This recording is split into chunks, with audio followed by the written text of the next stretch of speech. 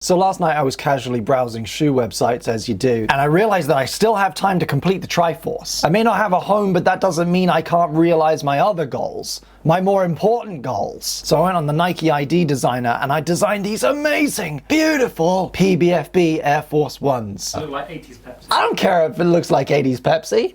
80s Pepsi has a good color scheme. Look at these, they're amazing. Then I went to put them in my checkout and Nike was like, nah mate, you can't. Unavailable. Sorry. It won't give me a reason. Why can't I have my custom BBFB Nikes? Because if they're in the past, they may not be available yet. Oh yeah, it could be a time travel issue. Yeah. Good afternoon, Pasping. Today there is a wall being built downstairs in Matt and Katie's house, so I decided to go outside for a few hours and get some air. Being in this part of London means that I'm only a few neighbourhoods away from where I grew up, so maybe it's not a weekend looking around art galleries in Berlin, but I'm going to take everyone on a trip down memory lane instead. I do have one souvenir from my time in Berlin, your time in Berlin, and it's this glass jar from Deluma. You're supposed to take them back and get like 50 cents off your next juice. I just kept it. In my own way, I'm recycling it a lot.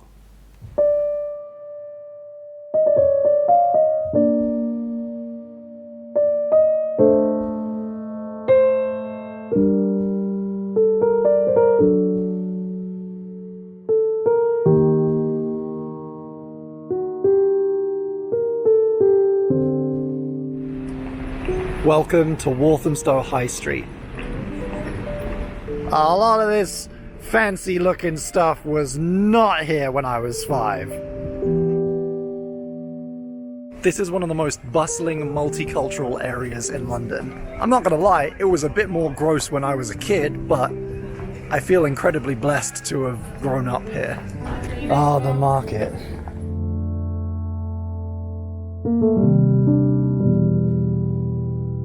Everywhere I look, it's old and new. Stuff that I kind of recognize, and then stuff that's obviously been built on top.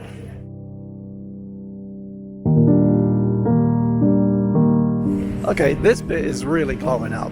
Something's going on in this bit. Somebody redesigned this whole street. Look at it. What happened to this place? This used to be a complete shithole. All of this. What the hell happened? And then past the high street, you find yourself on Coppermill Lane.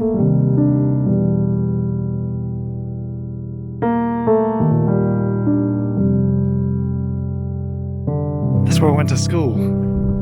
I'm not going to get closer with the camera because then I will just be filming kids, and that's not a good look.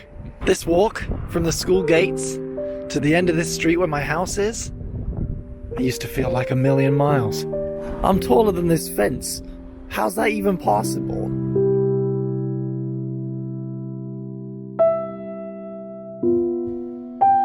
The copper mill's looking well kept. I think this is new. This is the reservoir. And there used to be, you could only go so far, but I think now you can go further. And there's like parks and stuff.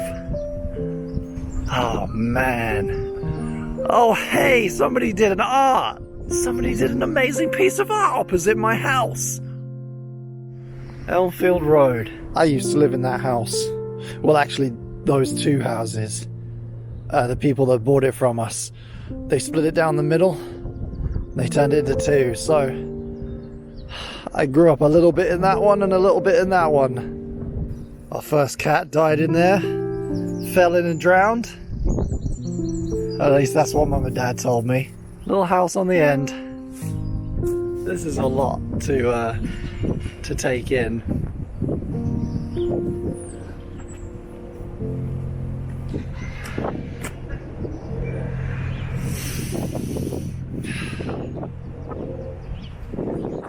So that's where we grew up, Pasping.